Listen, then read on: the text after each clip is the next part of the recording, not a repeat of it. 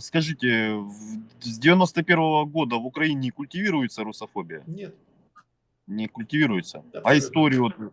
А историю вот меняли в 2004 году Ну и с что? какой целью? Мы уходим от советского клише, которые были навязаны советскому народу. То есть нам всем вранье конченое. Советская история это конченое вранье, пропаганда. Как вы думаете, чем все закончится? Ну, чем и должно закончиться? Поражением агрессора. Если не будет поражения агрессора, давайте так сразу, это развяжет ящик Пандоры во всем мире. То есть на Хельсинские соглашения, которые с таким трудом были с всеми подписаны, выбороты, можно наплевать. И можно, значит, нападать на любую страну.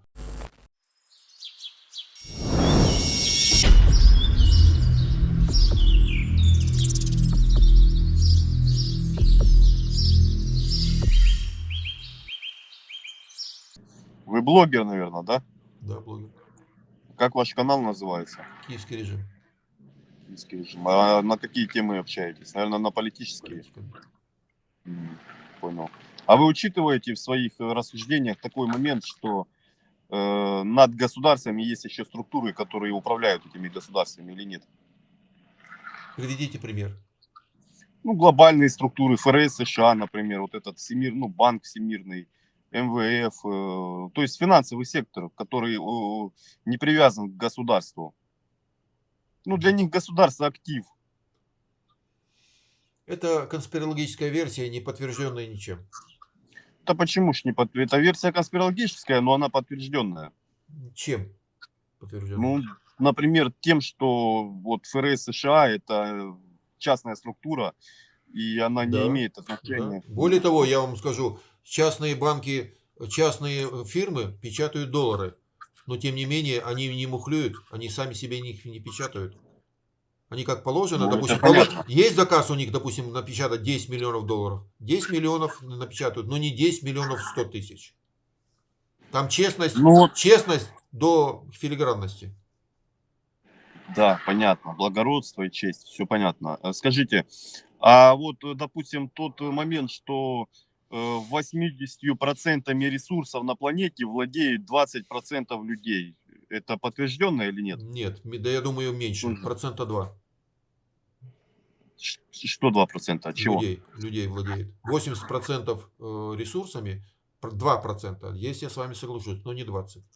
Ну, пусть будет даже 2, тем более. Это еще... Соглашусь, я с вами соглашусь. Ну, Это так вот, и вот это эти действительно 2% людей, ну так это же вот опять же конспирология. Так вот эти 2% людей, они имеют влияние, получается, на всю планету, и они имеют возможности, ресурсы устраивать войны, допустим, там, или прекращать войны. Вы или знаете, что-то. многие богатые люди, им как раз таки для того, чтобы развивалась их бизнес, им нужен мир. Когда мир, они зарабатывают больше. А когда, Ну, есть. например, война, Первая мировая, Вторая мировая война, те же богатые люди, которые владели многим, они потеряли гигантское количество не только своего, будем так говорить, материального состояния, они потеряли людей, которые, скажем, на них и работают. Поэтому война им не выгодна. Давайте так, есть такая категория людей, которые вот существуют такие сумасшедшие, как Гитлер, Сталин, Путин, Саддам Хусейн, Каддафи, кто еще там? Байден. Байден, да это мямля, какой он там дальше, Понятно, кто еще? Ну, можно сказать, Сирии этого, Башар Асад. Все противники американцев, я понял. Нет, почему американцы противники? Я вам Слушайте, сказал о диктаторах. Да подождите, ладно, давайте не диктатора. уходить. Не уходите. Си Цзиньпин, тот же Си Цзиньпин. Пусть будет так. Скажите, вы еще Ким Чен Ына забыли упомянуть. Может быть, его тоже, да. Скажите, получается, вы вот упомянули Вторую мировую войну, а вот разве не после Второй мировой войны вот эти вот соглашения, которые доллару позволили стать мировой валютой, разве не после этого произошло? Он был мировой валютой до войны. До Второй мировой? Да. Ладно, пусть будет так, хорошо. А еще такое вот вы сказали, богатым людям нужен мир. Но есть же такие богатые люди, у кого, допустим, заводы, которые производят оружие, и им наоборот выгодна война. Ну, эти люди не совсем такие богатые. Вот, Я например, понял. Илон Маск конкретно. Давайте приведем давайте возьмите линейку самых богатых людей, которых известные, и ни один из них нету оружейного барона. Ну, ни одного. Возьмите 10 самых богатых людей. Ни одного оружейного барона. Они там ездят в 100, 150, 230. Да, они есть. Они, допустим, в 500-ку самых или 1000 самых богатых людей. Может быть, они входят. Но не Ну, там. давайте проверим эту информацию. У вас же Давай. есть компьютер? Давай, пожалуйста. Давайте. Ну, у вас есть компьютер? Наберите. Ну, давай. Самые Я- богатые люди мира, да? Да, ну и какой у них там бизнес? Так, Бернард Арно. Бразильский миллиардер, который состояние 233 миллиарда, ну, он к вооружению не имеет никакого отношения. Ну, на- Илон Маск никакого к вооружению не имеет отношения. Джефф Безос, это торговец, у него куча этих магазинов. Куча магазинов. Вот Бернард Арно, ритейл, то есть его активы, он сам француз. Илон Маск, космонавтика, автомобилестроение, интернет. Джефф Безос, онлайн-торговля, ну у него куча магазинов. Цукерберг, интернет. Ларри Эллисон, разработка программного обеспечения. Уоррен Баффет, 6 место, инвестиции. Билл Гейтс, разработка программного обеспечения. Стив Балмерс, разработка программного обеспечения. Мукеш Амбани, энергетика. Ларри Пейдж, интернет. Сергей Брин, интернет.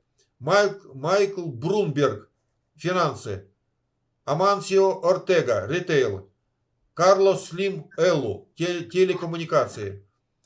Франсуа Беттанкур Майерс, косметика. Майкл Делл, телекоммуникация. Гаум Адани, энергетика. Джим Уолт, ритейл. Роб Уолсон, ритейл. Джинсен Хуанг, полупроводники. Все, я вам назвал 20 самых богатых людей мира.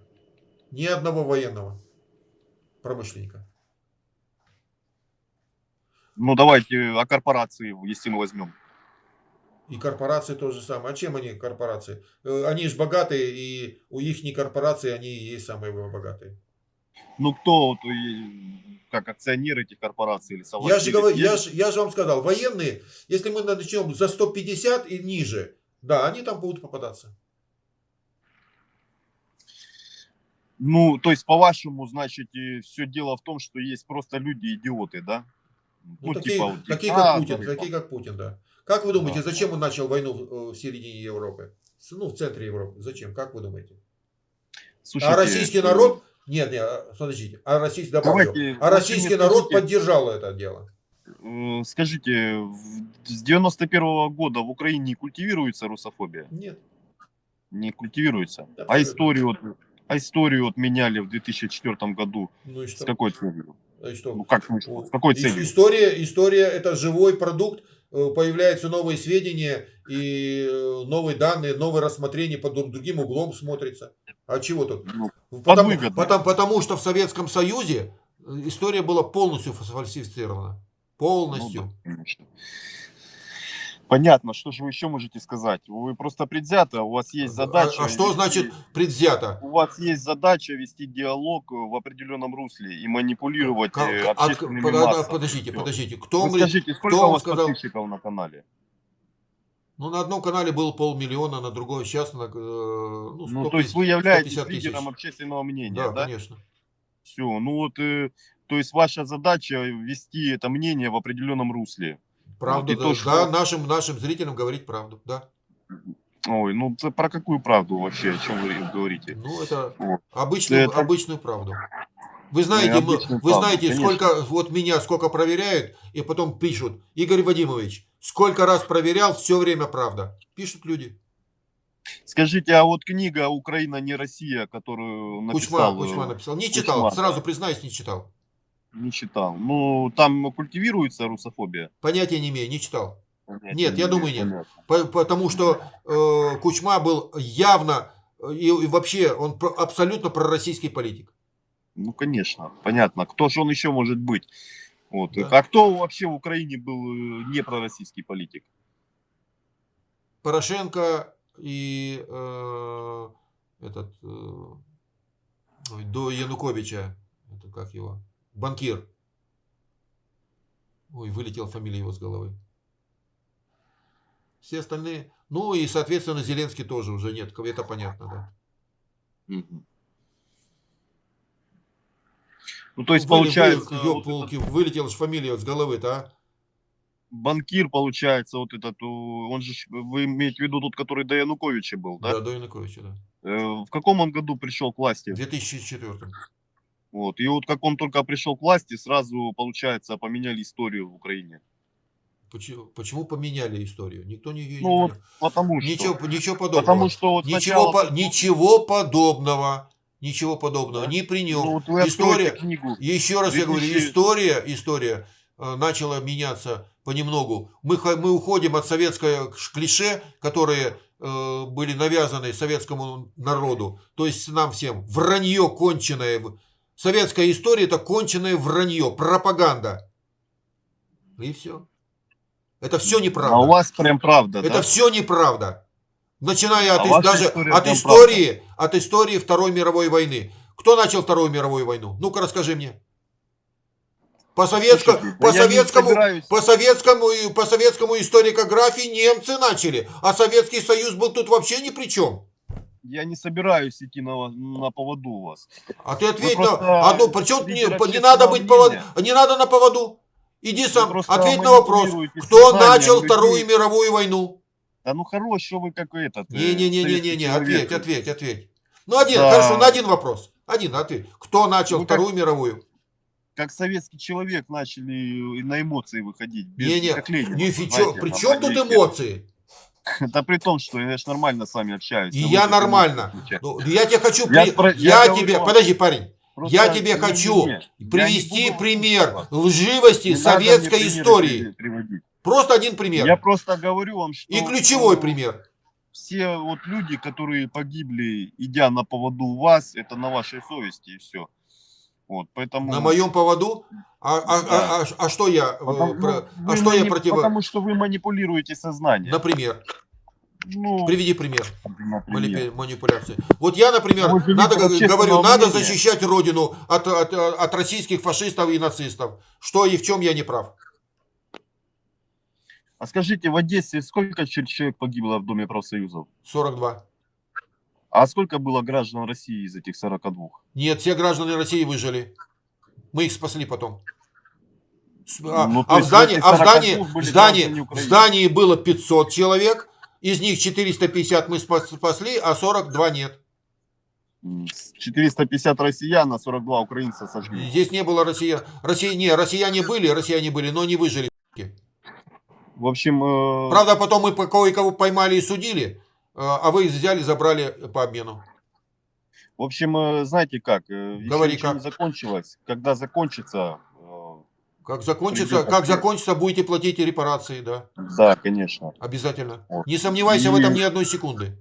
И вас, вы G7, просто, кстати, G7 уже это уйдете из обсуждает. этой- G7 это, кстати, уже обсуждает, как это сделать Да. и как это сделать юридически. Все, добра вам желать. не буду. Не сомневайся ни одной секунды. Что интересного обсудим с вами? А что вам интересно? Ну, вы лучше расскажите. Ну, я же не знаю, на какие темы вы способны беседовать. Ну, давайте что-нибудь. На какие вам интересны? Давайте попробуем. Политика. Отношения между Ну, нашими что- странами. Отношения российско-украинская война. Ну, давайте попробуем обсудить. М. Как вы Зачем? думаете, как вы думаете, чем все закончится? Ну, чем и должно закончиться? Поражением агрессора. Если не будет поражения агрессора, давайте так сразу, это развяжет ящик Пандоры во всем мире. Это значит, что любые страны могут оккупировать, то есть на Хельсинские соглашения, которые с таким трудом были, ну, с всеми подписаны, выбороты, можно наплевать. И можно, значит, нападать на любую страну. То есть будет прецедент. И самое главное, менять границы. Поэтому однозначно все мировое сообщество должно вас уничтожить. Иначе весь мир погрязнет в войне.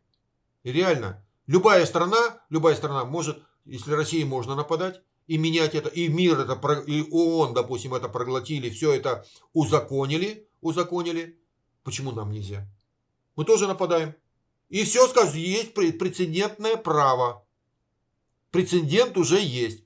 А вы единственная страна после Второй мировой войны и после заключения Хельсинского соглашения, которая изменила границы страны и присоединила ее к себе. Поэтому, если вас не уничтожить, то войны польются на этой планете как очень, ну, Я будет вас значительно понял. больше, да. А все-таки, если вот произойдет по для вас худшему сценарию, что нас не уничтожат, и все-таки Тогда мы для всего сделаем. мира это будет худший сценарий. Для всего мира будет худший сценарий. Ну, вот мне так видится, что так и будет. Но мне видится не так. Более того, Потому что поэтому вы Трампа до усрачки так боитесь. Почему Трампа кто так боится боитесь? Трампа? Путин? Путин Трампа боится. Конечно. Не сомневайся. Да, бросьте вы, Да уже, вы чё? уже у него руки трясутся. Ну, руки трясутся, конечно, от Альцгеймера. Это понятно. У Путин руки трясутся. Ну, конечно. Последнее его этот интервью видел? Руки ему Видел, приклеили к этому, ну, приклеили этим, ну, видео, конечно, остановили видео. Если здесь он разговаривал и все остальное, а руки ни разу не шевельнулись за все время 18-минутного его обращения к народу. Ни разу не вы вот, шевельнулись. вы вот Такого не бывает. примерно понимаете, что вот наш президент Путин, да, единственный лидер, который отвечает на все вопросы и со всеми готов разговаривать. А какой из них Путин? Из 5, какой из них отвечает на все вопросы? Каких 5? Их сколько? Их 5 человек. Какой из них? Ну, что тут смешного? Я ничего смешного не сказал. Уши у всех разные. Ой, боже, Ну, все в понятно. какой вы реальности живете? Может быть, но уши у всех разные.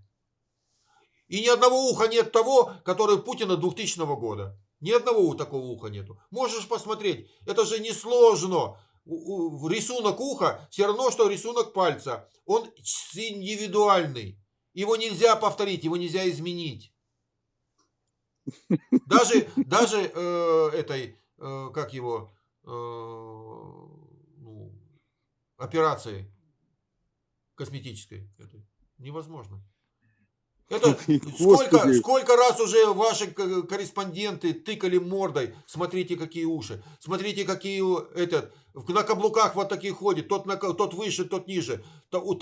Встречается с Такаевым. Один выше Такаева, другой ниже Такаева.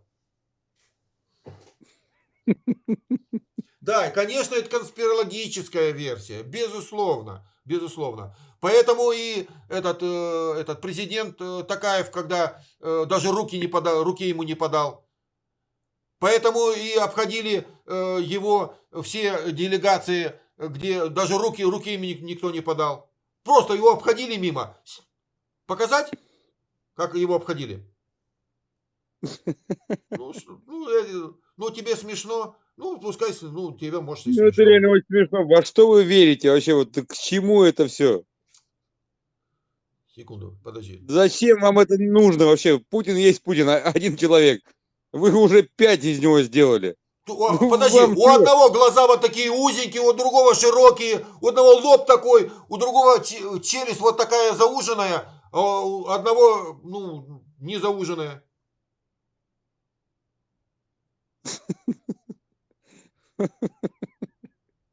Ну, Ой, оно, конечно, смешно.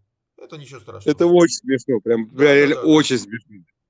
Понимаете, когда у меня жена такую, какую-то фигню там в ее плане говорит, вот я на вас смотрю то же самое, я думаю, ну ничего себе, как вы можете вообще, блин, ну ладно, 5 Путинов, фиг с ними. А что это меняет? Хорошо. Не, в принципе, это ничего не меняет. Да, да, в данном случае, вот здесь вы правы, это не меняет ничего. В данном случае, вот здесь вы правы, даже не спорю. Это ничего не Что это, меняет. что это меняет для вашей страны? Вот объясните мне вот такой Ничего, момент. ничего, мы все равно имеем дело с вашим народом. Тут не Путин, тут мы воюем с российским народом. Ну да, и вы проиграете. Никогда вы народ победить не в состоянии, не сможете. Вы чеченский Потому народ что не, вы чеченский народ не победили.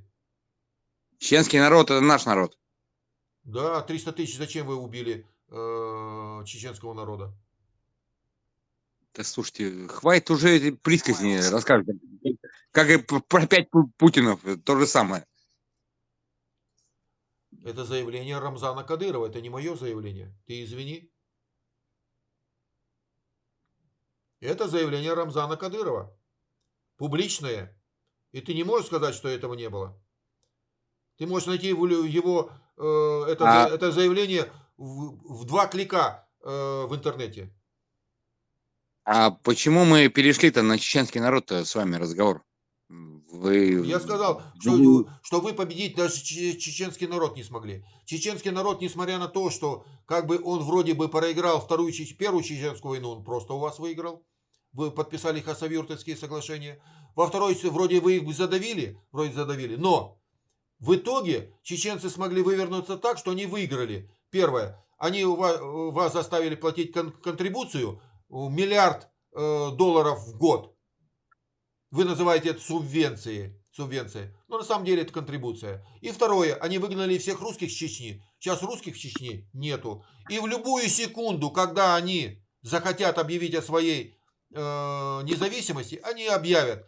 И уже в пятой колонне, как раньше были русские, 40% в Чечне жили, их сейчас 2,5% это живут. И то они, которые вмешиваться не будут. Это люди, которые живут на Теречном районе, вдоль Терека, там станицы этих казаков, терских казаков.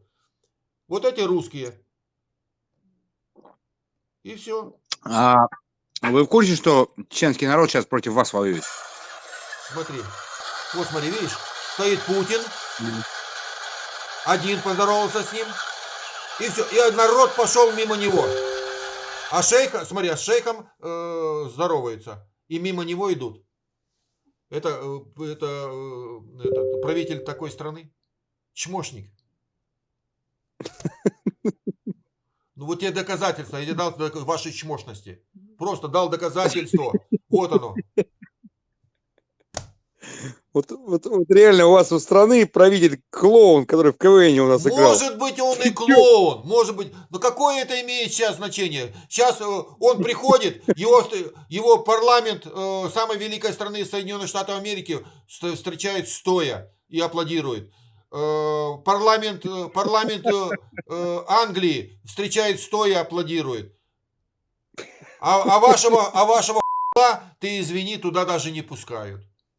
Да клали мы на всех с пробором. А, с Там по барабану. пробором клали. А ты не, Да, вот тебе так не вот. стыдно, что твоего правителя таким нехорошим словом называют? Во всех Википедиях. Не знаешь, даже Кто китайской, называется? японской. Кто? Весь мир. Кто? Какой весь мир? Ты чё? А давай проверим. Давай проверим, китайская Википедия об этом говорит или нет. Вьетнамская Википедия об этом говорит или нет? Индийская Википедия об этом говорит или нет? Давай хочешь проверим. Японская, Только ты так называешь его. японская, французская, испанская, даже русская. Сейчас набери слово хуй, выскочит портрет Путина. Даже русская Википедия. Да, какое-то время вы оттуда убрали. Я это признаю. В русской Википедии не было. А сейчас снова появилось. А если мы спрашиваем Бог, кто? Ой, это Кроме русской Ой. Википедии, об этом не выскакивает нигде. Ну, Вот и все. Кроме русской не выскакивает нигде. А здесь выскакивает во всем мире. Вот разница между вашим хуем и да. нашим клоуном. Знаешь, что я думаю? Что большую, вот реально, Сталин совершил ошибку. Потому что Западную Украину присоединил. Вот это была ошибка. Вот мы сейчас за нее расплачиваемся, за эту ошибку. Вот этих селюков Вот что с творили Западной на Украины. Западной Украине. Вот тебе. Вот что творили на Да, Западной Украине, когда Сталин присоединил. Это снимок оттуда. да, брось ты, Ровно? глупости. Ровно. А женщина, смотри, Это, беременная. Видишь, как руки держит? да, творили разное везде. Вот так вот. И поэтому и... Вот по- что поэтому, Западная Украина творила там, это... поэтому и мстили. Поэтому вы, Поэтому и мстили. поэтому вы сейчас в Польше не хотите дать разрешение, чтобы раскопки Уже они да, раскопали. все уже дали. Все, договорились. Нет уже. Дали. Все. Договорились, все уже. Вы боитесь, потому что там будет Чего там бояться? Порошенко публично попросил прощения у польского народа, став на колени. Публично. А польский президент попросил прощения у украинского народа. Я еще раз говорю, и поставили общий памятник. Кто такой Порошенко, чтобы за это извиняться, за Был волынскую резню? президент Кто он Украины. такой? На то время был президент Украины. На то время президент Да, Украины, да, это коммерс обычный. Еще раз говорю, на то время президент Украины. Просто смешно. Еще Ему раз за я это говорю, извиняться. Да кто он такой? на время его извинений это президент Украины. И президент Польши также попросил прощения у украинского народа за действия аковцев по отношению к украинским селам.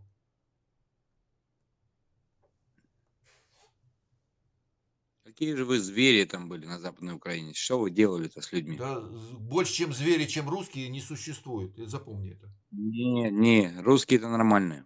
Ты так А думаешь? вот вы звери. Ты так думаешь? Ты не знаешь, Ну я... кто сжег Хатынь? Русские.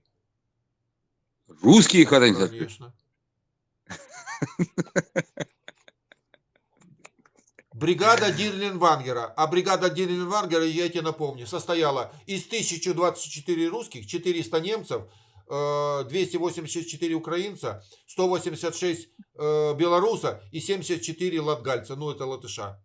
Но больше всего, Слушай, было, больше 50% было русских, которых наняли в концлагерях, когда 600 тысяч человек попало в плен под Киевом.